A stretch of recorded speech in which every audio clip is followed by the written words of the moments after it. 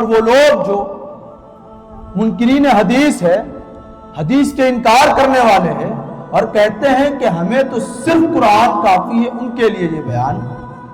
اور آپ بھی ان تمام چیزوں کو اپنے ذہن میں نشی کر لیں کہ قرآن سے پیش کریں گے، اس کے بعد حدیث مبارکہ سے، اس کے بعد عقلی دلیل پیش کریں گے کہ قرآن کے ساتھ ساتھ حدیث مبارکہ بھی کس قدر ضروری ہے ہمارے لیے۔ حدیث مبارکہ اگر نہ پڑھا جائے، نہ سمجھا جائے، نہ اس پر عمل کیا جائے تو قرآن بھی نہیں سمجھا جائے گا۔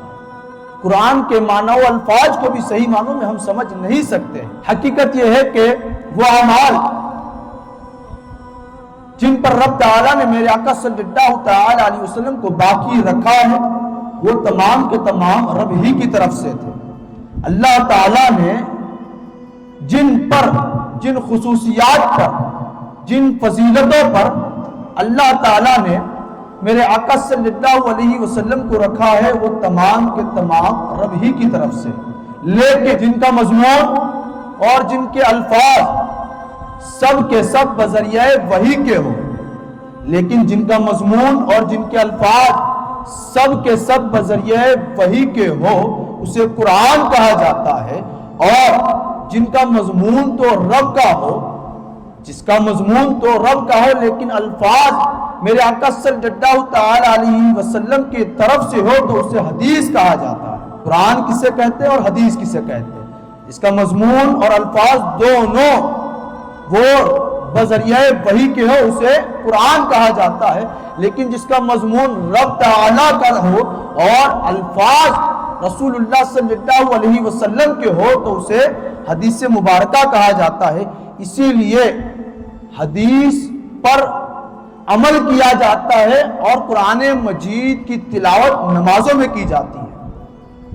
نمازوں کے اندر قرآن مجید کی تلاوت ہوتی ہے، نہ کہ حدیث مبارکہ کی، بلکہ حدیث کے طریقے پر نماز کو پڑھا جاتا ہے، حدیث کے طریقے پر نماز کو پڑھا جاتا ہے۔ اب یہ سماعت فرمائے کہ حدیث تین قسم کی ہے: حدیث قولی، حدیث فعلی، حدیث سکوتی۔ حدیث قولی وہ ہے جو پیارے آقا نبی علیہ الصلوۃ والسلام نے فرمایا۔ پیارے آقا نبی علیہ الصلوۃ والسلام کے فرمان کو حدیث قولی کہتے ہیں۔ حدیث فعلی پیارے آقا نبی علیہ الصلوۃ والسلام کے شب و روز کے افعال کو حدیث فعلی کہتے ہیں۔ اور حدیث سکوتی وہ جس عمل کو کرتے ہوئے میرے آقا نبی علیہ الصلوۃ والسلام نے ملاحظہ فرمایا ہو اور اس پر سکوت اختیار فرمایا ہو، یعنی یہ کہ اگر کوئی صحابی کسی عمل کو کر رہے ہیں اور میرے آقا نبی علیہ الصلوۃ والسلام اس پر کچھ کہہ نہیں رہے، اس پر سکوت ہے، اسے حدیث سکوتی کہتے ہیں، اسے حدیث سکوتی کہتے ہیں۔ تو قرآن مجید جو ہے وہ وحی جلی ہے اور حدیث مبارکہ جو ہے وہ وحی خفی ہے۔ حدیث مبارکہ جو ہے وہ وحی خفی ہے، یعنی قرآن مجید کی تلاوت نمازوں میں کی جاتی ہے، لیکن نماز کس طریقے سے پڑھیں گے اس کی تشریح ہمیں حدیث مبارکہ میں ملی۔ حدیث اور قرآن کا درجہ صحابہ کرام رضوان اللہ علیہم اجمعین کے نزدیک ایک ہی تھا۔ کیونکہ قرآن بھی صحابہ نے حضور ہی کے زبان سے سنا تھا اور حدیث بھی صحابہ کرام رضوان اللہ علیہم اجمعین نے حضور ہی کے زبان سے سنی تھی، کسی اور کی زبان سے نہیں سنا تھا۔ چاہے وہ قرآن ہو چاہے وہ حدیث ہو، ان تمام کو سنانے والے میرے آقا صلی اللہ علیہ وسلم ہیں اور سننے والے صحابہ کرام رضوان اللہ علیہم اجمعین ہیں۔ تو ان کے نزدیک صحابہ کرام رضوان اللہ علیہم اجمعین کے نزدیک قرآن کا درجہ اور درجہ حدیث ایک ہی تھا، چاہے قرآن ہو چاہے حدیث ہو، دونوں کا درجہ صحابہ کرام کے نزدیک ایک ہی تھا۔ لیکن مفتی احمد یار خان نعیمی اپنی کتاب رسائل نعیمیہ میں ارشاد فرماتے ہیں، ہم تو بڑی مدت کے بعد، بڑے عرصے کے بعد، بڑی ساعتوں کے بعد، بڑے زمانے کے بعد پیدا ہوئے، لہٰذا ہم تمام کو حدیثوں کے اندر چھان بین کرنی پڑتی ہے۔ حدیثوں کے اندر ہم تمام کو چھان بین کرنی پڑتی ہے. جو حدیث حد متواتر کو پہنچی ہے ہم نے اس پر قرآن مجید کی طرح عمل کرنا ضروری جانا. حدیث متواتر کا حکم بھی ویسا ہی ہے جو حکم قرآن کی آیت پر عمل کرنے کے ہے. لیکن جو حدیث متواتر کو نہ پہنچی، جو متواتر تک نہ پہنچی جو حدیث، تو اس حدیث کو ہم نے حسب مراتب عمل کرنا ضروری جانا. مرتبے کے لحاظ سے اس حدیث پر بھی عمل کیا جائے گا. الغرض یہ کہ چاہے قرآن مجید ہو چاہے حدیث مبارکہ ہو، یہ دونوں قرآن مجید اور حدیث مبارکہ یہ دونوں اسلام کے ایسے مضبوط ستون ہے کہ ان دونوں ستونوں کے بغیر اسلام کی چھت رہ ہی نہیں سکتی ہے. اسلام جو ہے وہ انہی دونوں پر ہے، قرآن مجید سے اور حدیث مبارکہ سے. تو ان دونوں کے بغیر اسلام کی چھت ممکن ہی نہیں ہے. اور جو لوگ یہ کہتے ہیں کہ ہم قرآن مجید پر عمل کرتے ہیں، حدیث مبارکہ پر ہمیں عمل نہیں کرنا یا ہمارے لیے معتبر نہیں ہے، ان کے لیے سماعت فرمائے. تعالیٰ قرآن مجید میں ارشاد فرماتا ہے اطیعوا اللہ واطیعوا الرسول واولی الامر منکم، یعنی فرما برداری کرو اللہ تعالیٰ کی اور فرما برداری کرو رسول اللہ صلی اللہ علیہ وسلم کی اور فرما برداری کرو امر والوں کے تم میں سے. تین چیزوں کا حکم ہے، اطیعوا اللہ واطیعوا الرسول واولی الامر منکم. تم اطاعت و فرما برداری کرو اللہ کی، رسول اللہ کی اور تم میں سے امر والوں کی. اگر صرف قرآن ہی ضروری تھا، اگر صرف قرآن ہی ضروری تھا تو رب تعالیٰ کو ان تینوں اطاعتوں کا ذکر کرنے کی کوئی ضرورت نہ تھی. ظاہر سی بات ہے، اگر صرف قرآن پر عمل کرنا زیادہ بہتر اور زیادہ مناسب مانا جانا چاہیے تھا تو رب کو صرف اللہ کی اطاعت پر محمول کرنا چاہیے. لیکن رب نے کیا فرمایا؟ اللہ کی اطاعت کرو، رسول اللہ کی اطاعت کرو اور امر والوں کی اطاعت کرو. اگر ہم نے قرآن پر عمل کیا تو اللہ کی اطاعت ہو گئی. اگر ہم نے حدیث رسول پر عمل کیا تو اطاعت رسول اللہ صلی اللہ علیہ وسلم پر عمل ہو گیا. اور اگر ہم نے فقہاء کرام کی باتوں کو مانا یا فقہاء کرام کو مانا تو اولی الامر پر اطاعت ہو گئی. تو ظاہر سی بات ہے کہ ان چیزوں سے ہمیں یہ حاصل ہوتا ہے کہ اگر قرآن ہی کافی تھا تو رسول اللہ صلی اللہ علیہ وسلم کی اطاعت کا ذکر نہیں ہونا چاہیے. اگر صرف قرآن کافی تھا تو اولی الامر منکم کا ذکر رب کو قرآن میں نہیں کرنا چاہیے تھا. لیکن رب بخوبی جانتا ہے کہ قرآن کے ساتھ ساتھ رسول اکرم صلی اللہ علیہ وسلم کی اطاعت بھی ضروری ہے. ساتھ ہی ساتھ امر والے ان لوگوں کی بھی اطاعت ضروری ہے. اسی لحاظ سے صحابہ کرام رضوان اللہ علیہم اجمعین میں اکثر صحابہ کرام اپنے فقہائے صحابہ کرام کی اطاعت کرتے تھے. تو ایک تو قرآن مجید کی آیت کریمہ. اب دوسری آیت کریمہ جو میں نے خطبے میں تلاوت فرمائی کہ رب تعالیٰ ارشاد فرماتا ہے کہ ما آتاکم الرسول خذوہ وما نہاکم عنہ فانتہوا. جو کچھ رسول معظم رسول کائنات جناب احمد مصطفیٰ محمد عربی روح فدا صلی اللہ تعالی علیہ وسلم تمہیں دے اسے لے لو اور جس سے منع کرے اس سے رک جاؤ. ظاہر سی بات ہے، قرآن کے اندر آیا رب تعالیٰ فرما رہا ہے کہ رسول جو تمہیں دے اسے لے لو، جس سے منع کرے اس سے رک جاؤ. اگر صرف قرآن پر عمل کرنا ضروری ہوتا، صرف قرآن مجید پر عمل کرنا ضروری ہوتا تو رب کو یہ فرمانا چاہیے کہ جس چیز کا میں تمہیں حکم دوں اس پر عمل کرو اور جس چیز سے میں تمہیں روکوں اس سے رک جاؤ. لیکن رب نے ایسا نہیں فرمایا. رب کیا فرما رہا ہے کہ ما آتاکم الرسول، جو تمہیں رسول دے اسے لے لو اور جس سے تمہیں رسول منع فرمائے اس سے تم رک جاؤ، اسے تم باز آ جاؤ۔ تو دوسری آیت کریمہ ہوئی۔ تیسری آیت کریمہ سماعت فرمائیں، رب تعالیٰ قرآن مجید میں ارشاد فرماتا ہے میں یطیع الرسول فقد اطاع اللہ، جس نے رسول اللہ کی اطاعت کی گویا کہ اس نے اللہ تبارک و تعالیٰ کی اطاعت کی، گویا کہ اس نے اللہ تبارک و تعالیٰ کی اطاعت کی۔ اب اس آیت کریمہ سے معلوم ہوتا ہے کہ چاہے وہ قرآن مجید کی آیت ہو چاہے وہ حدیث مبارکہ کی، دونوں کا درجہ ایک ہی ہے۔ اور جو کچھ رسول تمہیں دے، ما قبل کی آیت کے اندر ما آتاکم الرسول فخذوہ، جو کچھ تمہیں رسول دیں اسے لے لو، اور جس سے منع کرے اس سے رک جاؤ۔ اور رسول اکرم صلی اللہ علیہ وسلم ہم تک جن باتوں کو پہنچا رہے ہیں اسے لے لو، اور جس سے رسول منع کر رہے ہیں اسے رک جاؤ۔ رسول ہمیں کیا دے رہے ہیں؟ رسول معظم صلی اللہ علیہ وسلم ہمیں قرآن بھی دے رہے ہیں اور حدیث بھی دے رہے ہیں۔ پتہ یہ چلا کہ پیارے محبوب صلی اللہ علیہ وسلم چاہے قرآن دے چاہے حدیث دے، دونوں تم پر لینا ضروری ہے، صرف قرآن مجید پر عمل کرنا ضروری نہیں ہے، قرآن کے ساتھ ساتھ حدیث پر بھی عمل کرنا ضروری ہے۔ اب قرآن مجید کی آخری آیت کریمہ سماعت فرمائے، رب تعالیٰ قرآن میں ارشاد فرماتا ہے اِنَّا نَحْنُ نَزَّلْنَا الذِّكْرَ وَإِنَّا لَهُ لَحَافِظُونَ، کہ بے شک ہم ہی قرآن مجید کو نازل فرمانے والے ہیں اور ہم ہی اس کے محافظ ہیں۔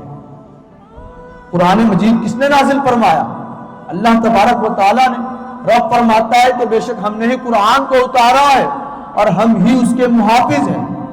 اب اس آیت کریمہ کے ماتحت یہ بھی سماعت فرمائیں کہ چاہے قرآن مجید کی آیت کے معنی ہو یا احکام ہو یا اسرار ہو یا کوئی بھی چیز ہو، قرآن مجید کی ان تمام کا محافظ رب کعبہ ہے، ان تمام کا محافظ رب تعالیٰ ہے۔ چاہے قرآن مجید کی آیت ہو، چاہے اس کا معنی ہو، چاہے اس کا مفہوم ہو، چاہے اس کا احکام ہو، چاہے اس کے اسرار ہو، ان تمام کا محافظ رب تعالیٰ ہے، اس کا نگہبان بھی رب تعالیٰ ہے۔ اب اگر کوئی شخص صرف قرآن مجید پر عمل کا پیرو ہو اور حدیث مبارکہ کو نہ ماننے والا ہو، اس سے کہو کہ تم قرآن مجید پر عمل تو کرتے ہو لیکن ذرا ہمیں صلاۃ و زکوٰۃ کا معنی بھی بتا دو۔ قرآن مجید کے اندر لفظ صلاۃ کا معنی مل جائے گا، لفظ زکوٰۃ کا معنی مل جائے گا، لیکن لفظ صلاۃ بھاگ دوڑ کو کہتے ہیں، بھاگ کر جانے کو کہتے ہیں، یا خشوع اور خضوع کے ساتھ نماز پڑھنے کو کہتے ہیں۔ یہ تمہیں قرآن مجید میں نہیں ملے گا، بلکہ جو لوگ منکرین حدیث ہے وہ قرآن سے اس چیز کو ثابت ہی نہیں کر سکتے۔ اور ساتھ ہی ساتھ زکوٰۃ کا معنی کپڑے دھونے کو کہتے ہیں یا کسی اور چیز کو کہتے ہیں، یا زکوٰۃ کا معنی رقم کو مستحق زکوٰۃ کو دے دینے کو کہتے ہیں۔ یہ تمہیں کب معلوم ہوگا، کب پتہ چلے گا؟ ان تمام چیز کی تشریحات تمہیں اس وقت معلوم ہوگی جب تم کتاب اللہ کے ساتھ ساتھ رسول اکرم صلی اللہ علیہ وسلم کے اقوال و افعال و احوال کو پڑھو گے۔ اس کے بغیر تمہیں قرآن کو سمجھنا ناممکن ہے۔ گویا کہ قرآن مجید کی جو شرح ہے وہ حدیث مبارکہ ہے۔ زکوٰۃ کا لفظ تو قرآن میں مل جائے گا، لیکن حدیث مبارکہ کے اندر اس کی تشریح ملے گی۔ قرآن کے اندر اقیم الصلاۃ کا لفظ مل جائے گا، وآتوا الزکاۃ کا لفظ مل جائے گا، لیکن نماز کیا ہے، زکوٰۃ کیا ہے، اس کی مقدار کیا ہے، وہ تمام وغیرہ قرآن میں نہیں ملے گا، بلکہ ان تمام چیز کا ذکر حدیث مبارکہ میں ملے گا۔ اب یہ تو ہو گئی قرآن مجید کی آیت مبارکہ۔ اب رسول معظم صلی اللہ تعالی علیہ وسلم کی حدیثوں پر غور کرے کہ پیارے آقا نبی جناب علیہ الصلوۃ والسلام ارشاد فرماتے ہیں کہ مجھے قرآن بھی دیا گیا اور اسی کے مثل حدیث بھی عطا کی گئی۔ پیارے آقا کیا فرماتے ہیں کہ مجھے قرآن بھی عطا کیا گیا اور اس کی کے مثل حدیث بھی دی گئی۔ اور پیارے آقا ارشاد فرماتے ہیں آج سے کئی سو سال پہلے میرے آقا صلی اللہ علیہ وسلم نے ارشاد فرمایا تھا کہ ان قریب آنے والے زمانوں میں کچھ لوگ وہ ہوں گے جو کہیں گے کہ ہمیں تو صرف قرآن کافی ہے، ہمیں تو صرف قرآن کافی ہے۔ یہ ہم اور تم نہیں بلکہ پیارے آقا نبی جناب علیہ الصلوۃ والسلام کی حدیث مبارکہ ہے۔ ہمارے آقا صلی اللہ علیہ وسلم ارشاد فرماتے ہیں کہ مجھے قرآن بھی دیا گیا، اسی کے مثل حدیث مبارکہ بھی دی گئی، اور ان قریب آخری زمانے میں کچھ لوگ پیدا ہوگے جو کہیں گے کہ ہمیں تو صرف قرآن کافی ہے، ہمارے عمل کے لیے صرف قرآن کافی ہے، کوئی دوسری چیز کافی نہیں ہے۔ اب یہ سماعت فرمائے کہ رسول معظم رسول اکرم جناب احمد مصطفیٰ محمد عربی روح فدا صلی اللہ تعالی علیہ وسلم کا حرام فرمایا ہوا ویسے ہی ہے جیسا کہ رب تعالیٰ نے حرام فرمایا ہے۔ جن چیزوں کو میرے آقا نے حرام فرمایا ہے وہ اسی کے ماتحت ہے جس کو رب تعالیٰ نے حرام فرمایا۔ یہ سماعت فرمایا کہ پیارے آقا نبی جناب علیہ الصلوۃ والسلام کی دوسری حدیث مبارکہ، پیارے آقا نبی جناب علیہ الصلوۃ والسلام ارشاد فرماتے ہیں کہ میں تم میں دو چیزیں چھوڑ کے جا رہا ہوں۔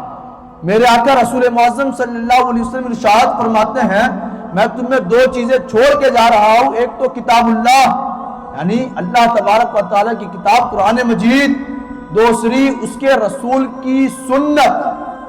میرے آقا ارشاد فرماتے ہیں کہ تم میں دو چیزیں چھوڑ کے جا رہا ہوں، کتاب اللہ قرآن مجید، دوسری اس کے رسول کی سنت۔ اگر تم نے ان دونوں کو مضبوطی سے تھامے رکھا تو تم ہرگز ہرگز گمراہ نہ ہوگے، ہرگز ہرگز گمراہ نہ ہوگے۔ کب؟ جب تم نے قرآن مجید کو مضبوطی سے تھاما اور ساتھ ہی ساتھ حدیث مبارکہ کو بھی مضبوطی سے تھاما، اس وقت تم گمراہ نہیں ہوگے۔ لیکن جیسے ہی تم نے ان دونوں میں سے کسی ایک کو چھوڑ دیا، اس پر عمل کرنا ترک کر دیا تو تم گمراہ ہو جاؤ گے۔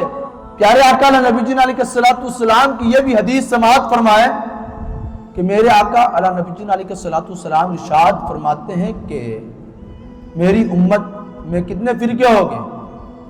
میری امت میں 73 فرقے ہو گئے۔ میرے آقا نبی جناب علیہ الصلوۃ والسلام نے ارشاد فرمایا 73 میں سے 72 وہ جہنمی فرقے، ایک کے سوا بقیہ تمام جہنمی ہوگے اور ایک فرقہ جنتی ہوگا۔ تو صحابہ کرام رضوان اللہ علیہم اجمعین نے عرض کی اے اللہ کے رسول صلی اللہ علیہ وسلم آپ ہمیں بتائیں کہ وہ ایک فرقہ جو جنتی ہوگا وہ کون سا فرقہ ہوگا؟ میرے آقا نبی جناب علیہ الصلوۃ والسلام ارشاد فرماتے ہیں ما انا علیہ واصحابی، جس پر میں اور میرے صحابہ ہے وہ فرقہ جنتی ہے، جس پر میں اور میرے صحابہ کرام رضوان اللہ علیہم اجمعین ہے وہ فرقہ جنتی ہے، ان کے علاوہ بقیہ تمام فرقے جہنمی ہیں۔ ان تمام چیزوں کو ملاحظہ فرمایا جو قرآن و حدیث کے اندر مرقوم ہے۔ پہلے تو آپ نے قرآن مجید کی آیتیں سماعت فرمائی اور بعد میں رسول معظم صلی اللہ تعالی علیہ وسلم کی احادیث کریمہ سماعت فرمائی۔ اب آئے عقلی دلیل، اللہ تعالیٰ نے ہم تمام کو عقل سلیم عطا فرمائی ہے اور عقل کا تقاضا کیا ہے وہ بھی سماعت فرمائے کہ خود قرآن کا قرآن ہونا یہ بھی حدیث سے ثابت ہے، قرآن کا قرآن ہونا یہ بھی حدیث سے ثابت ہے۔ کیسے؟ ہمیں اور تمہیں تو معلوم نہیں ہے کہ رب تعالیٰ کے پیارے محبوب صلی اللہ تعالی علیہ وسلم پر اللہ نے قرآن اتارا بذریعہ وحی کے، روح الامین جبرائیل امین پیارے آقا نبی جناب علیہ الصلوۃ والسلام پر وحی لے کر آتے تھے۔ ہمیں اور تمہیں تو معلوم نہیں ہے کیسے لے کر آتے تھے، کیوں کر لے کر آتے تھے، یہ بھی کس نے بتایا؟ ہمارے آقا نبی جناب علیہ الصلوۃ والسلام نے بتایا کہ یہ قرآن ہے اور حضور کا یہ فرمانا ہی حدیث ہے، حضور کا یہ فرمانا ہی کہ یہ قرآن ہے یہی حدیث ہے۔ اگر حضور یہ نہ فرماتے کہ یہ قرآن ہے یہ حدیث ہے تو ہمیں کیوں کر معلوم ہوتا، اور ہم ان دونوں کے اندر کیسے تطبیق کر سکتے تھے کہ یہ قرآن ہے اور یہ حدیث ہے۔ جو لوگ حدیث کے منکر ہیں، جو لوگ حدیث کا انکار کرنے والے ہیں، صرف کتاب اللہ پر اعتبار کرتے ہیں، صرف کتاب اللہ پر عقیدہ رکھتے ہیں، وہ لوگ کتاب اللہ کو، اللہ تعالیٰ کی کتاب قرآن مجید کو کتاب اللہ ثابت ہی نہیں کر سکتے اگر وہ حدیث کے منکر ہے۔ ظاہر سی بات ہے کہ حضور کا فرمان ہے کہ یہ قرآن ہے، اور حضور کا یہ فرمان ہی حدیث مبارکہ۔ اب جو لوگ حدیث کے منکر ہے تو حضور کے فرمان کے منکر ہے ظاہری اعتبار سے۔ اب انہوں نے حضور کے فرمان کا انکار کیا تو گویا کہ حضور نے یہ بھی فرمایا کہ یہ قرآن ہے، تو اس کے بھی منکر ہوئے وہ۔ تب وہ لوگ قرآن مجید کو کتاب اللہ ثابت نہیں کر سکتے۔ ایک تو عقلی دلیل کے اندر یہ، اب یہ بھی سماعت فرمائے کہ قرآن کی صورتیں ہوں، قرآن کی آیتیں ہوں اور اس کی مقدار ہو، یہ تمام کے تمام حدیث ہی سے ثابت ہے۔ چاہے قرآن کی مقدار ہو، قرآن کی آیتیں ہو، قرآن کی صورتیں ہو، یہ تمام حدیث مبارکہ ہی سے ثابت ہے، اور حدیث مبارکہ سے ہی پتہ چلتا ہے کہ اتنا قرآن ہے، قرآن کی اتنی مقدار ہے، فلاں صورتیں اتنی ہیں، اتنی آیت ہے۔ یہ تمام کے تمام کس سے معلوم چلتا ہے؟ حدیث مبارکہ سے معلوم چلتا ہے۔ یہ تمام کے تمام چاہے قرآن ہو، چاہے قرآن کی آیتیں ہوں، چاہے قرآن کی صورتیں ہوں اور قرآن کی مقدار، یہ تمام کے تمام حدیث مبارکہ سے ثابت ہے۔ منکرین حدیث اس کو ثابت نہیں کر سکتے۔ منکرین حدیث اس بات کو کبھی ثابت ہی نہیں کر سکتے۔ قرآن جو ہے وہ 30 پاروں پر مشتمل ہے، قرآن میں جتنی آیتیں ہیں اس کی کتنی مقدار ہے، اور قرآن کتنے پاروں پر مشتمل ہے، قرآن کتنی صورتوں پر مشتمل ہے، قرآن کی کتنی آیتیں ہیں، یہ تمام کس سے ماخوذ ہے؟ حدیث مبارکہ سے ماخوذ ہے۔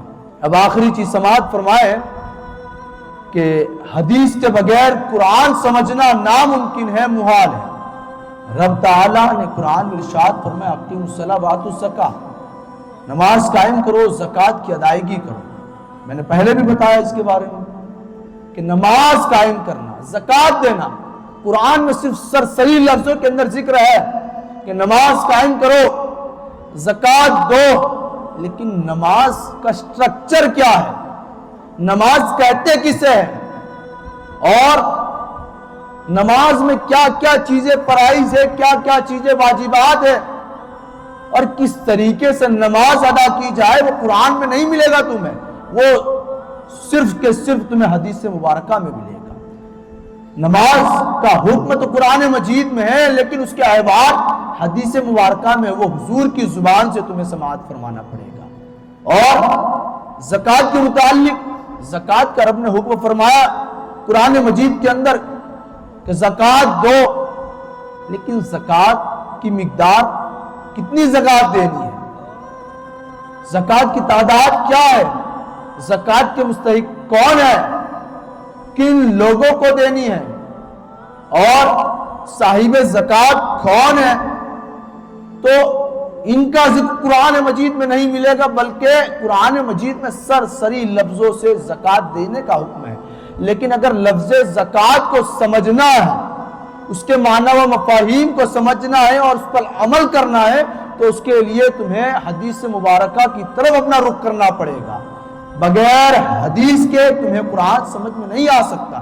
اسی طریقے سے پورے قرآن کے احکام کا حال ہے، گویا کہ قرآن مجید کی شرح حدیث مبارکہ ہے۔ المختصر یہ کہ قرآن مجید ہو چاہے حدیث مبارکہ ہو، یہ دونوں کو دونوں من جانب اللہ کے طرف سے نازل ہوئی ہے۔ وحی خفی، وحی جلی، وحی جلی جس کی تلاوت نماز میں ہوتی ہے، وحی خفی جس کی تلاوت نہیں ہوتی، بلکہ اس پر عمل کیا جاتا ہے، بلکہ اس پر عمل کیا جاتا ہے۔ نماز میں کیا پڑھنا ہے؟ نماز میں تحیات پڑھنا ہے، درود پڑھنا ہے، درود ابراہیم پڑھنا ہے، دعائے معصورہ پڑھنا ہے، دعائے قنوت وغیرہ، وہ تمام چیزیں تمہیں قرآن میں نہیں ملے گا۔ ان تمام چیزوں کا حکم تمہیں حدیث مبارکہ میں ملے گا۔ تو جو لوگ صرف قرآن پر عمل کرنے کو یہ جانتے ہیں کہ ہماری دنیا بھی سنور گئی اور آخرت بھی سنور گئی، بلکہ وہ لوگ اس دھوکے میں ہیں کہ قرآن پر عمل کرنے سے ہمیں جنت مل جائے گی، یہ سراسر ان کا دھوکہ ہے۔ بلکہ حقیقت تو یہ ہے کہ قرآن کے ساتھ ساتھ حدیث مبارکہ پر بھی عمل کرنا ضروری ہے، حدیث مبارکہ پر بھی عمل کرنا ضروری ہے۔ اور جو کچھ میرے آقا نبی جن علیہ السلام نے فرمایا، جو کچھ میرے آقا نبی جن علیہ السلام نے کیا، اور جو کچھ میرے آقا نبی جن علیہ السلام نے کرنے کا حکم دیا، وہی حدیث ہے، وہی حدیث ہے۔ حضور اکرم صلی اللہ علیہ وسلم کے اقوال ہو، افعال ہو، احوال ہو، یہی حدیث ہے۔ لہذا قرآن کو بغیر حدیث کے سمجھنا ناممکن محال ہے۔ رب تعالیٰ کے دربار میں دعا ہے کہ رب تعالیٰ ہمیں قرآن کو ساتھ ساتھ حدیث مبارکہ کو بھی صحیح طریقے سے سمجھنے کی توفیق و رفیق عطا فرمائے۔